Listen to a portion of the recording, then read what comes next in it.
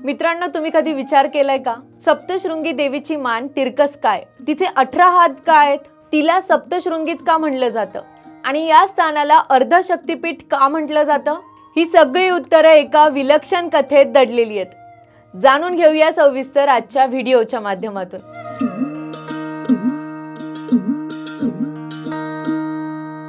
नमस्कार, मी Priyanka, soul spiritual मध्ये आपलं मनस्वी स्वागत।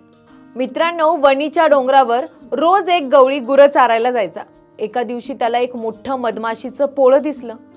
तो म्हणाला, हे पोळं तर खूप मोठं झालंय, आता याला पाडायला पाहिजे। आणि मग त्याने काठी उचलली आणि पोळ्यावर मारली। जशी मारलेली काठी त्याने तिथून काढली, त्या काठीला शेंदूर लागलेला दिसला आणि तो थक्क झाला। विचार करू लागला की पोळ्यात मधाऐवजी शेंदूर कसा बरं? आणि कुतूहलाने त्याने पोळं बाजूला केलं आणि त्या क्षणी त्याला झालं देवीचं दर्शन। तिथे होती देवीची मूर्ती आणि त्या दिवसापासून गवळी रोज भक्तिभावाने देवीची पूजा करू लागला आणि त्याला पूजा करताना बघून बाकीचे लोकही पूजा करायला येऊ लागले। अशा प्रकारे ही देवी सगळ्यांच्या समोर आली। पण खरी रहस्य कथा अजून बाकी आहे बरं। आपण दुर्गा सप्तशती हा पवित्र ग्रंथ वाचतो, बरोबर? पण तुम्हाला माहिती आहे का, हा ग्रंथ कुणी लिहिला आणि त्यांना प्रेरणा कुणी दिली? तो ग्रंथ लिहिला महर्षी मार्कंडेय यांनी आणि हा ग्रंथ त्यांनी लिहायला सुरुवात केली सप्तशृंगी देवीच्या प्रेरणेने। मार्कंडेय ऋषी रोज गडावर बसून वाचन करायचे आणि देवी स्वतः त्यांच्या समोर बसून मान तिरकी करून मंत्रमुग्ध होऊन ऐकत बसायची। आजही आपण पाहतो सप्तशृंगी देवीची मान तिरकस आहे।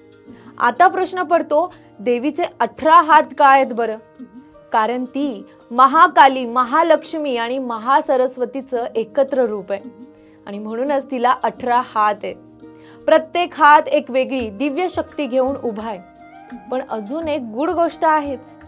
सप्तशृंगीला आपण अर्धशक्तिपीठ का म्हणतो बरं? कारण इथे फक्त शक्तीचं वास्तव्य आहे, इथे शिव नाहीत। म्हणून जिथे शिव शक्ती दोघेही एकत्र असतात तिथे पूर्ण शक्तिपीठ मानलं जातं।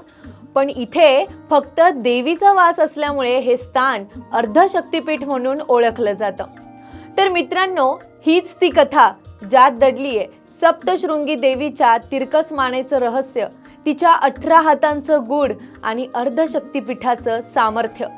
जर तुम्हाला ही माहिती आवडली असेल तर व्हिडिओ लाईक करा, शेअर करा, कमेंट करा आणि अशाच माहितीपूर्ण व्हिडिओसाठी आमच्या YouTube चॅनलला सबस्क्राईब करा।